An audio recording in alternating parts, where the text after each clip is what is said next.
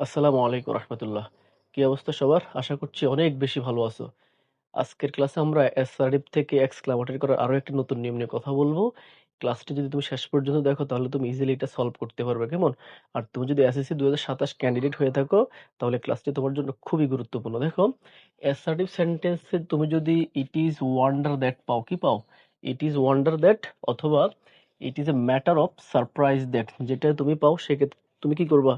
তুমি যখন এক্সক্লামেটরিতে কনভার্ট করবা, এক্সক্লামেটরি করার সময় তুমি সেখানে ওয়াও বসাবা। কি বসাবা?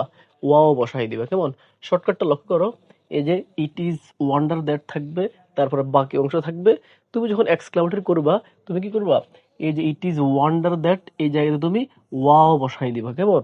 ওয়াও বসানোর পরে তোমাকে এখানে একটা আবেগসূচক চিহ্ন বসাই দিতে হবে। তারপর যে বাকি অংশ থাকবে প্রদত্ত সেন্টেন্সের, ওটা তুমি এখানে বসাই দিবা। তোমার উত্তর মুহূর্তের মধ্যে সমাধান হয়ে যাবে, কেমন? দেখো, উদাহরণটা আমরা দেখি। লেখা হচ্ছে তোমার it is wonder that Bangladesh cricket team has qualified for the world cup. এখন তুমি যদি এটাকে এক্সক্লামেটরি করো, তোমাকে করতে বলা হয়েছে এক্সক্লামেটরি, কিভাবে করবা? এই যে তুমি কি পাইলা? ইট ইজ ওয়ান্ডার দ্যাট পাইলা তুমি। ইট ইজ ওয়ান্ডার দ্যাটের পরিবর্তে ঠিক এই জায়গাটা পরিবর্তন করে তুমি কি লিখবা?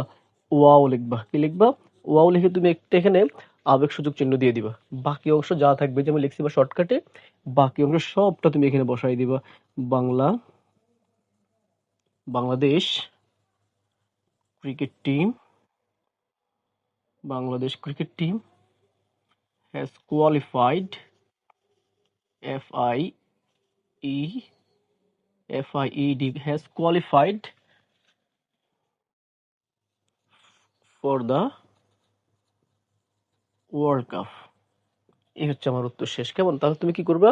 তুমি যদি দেখো অ্যাসার্টিভ সেন্টেন্সটি এই যে কি বলে, ইট ইজ ওয়ান্ডার দ্যাট বা it is matter of surprise that দিয়ে স্টার্ট হয়েছে, তাহলে তুমি ওখানে তো ওটা পরিবর্তন করে তুমি ওয়াও বসাই দিবা, তাহলে তোমার উত্তরটা মুহূর্তের মধ্যে হয়ে যাবে, কেমন?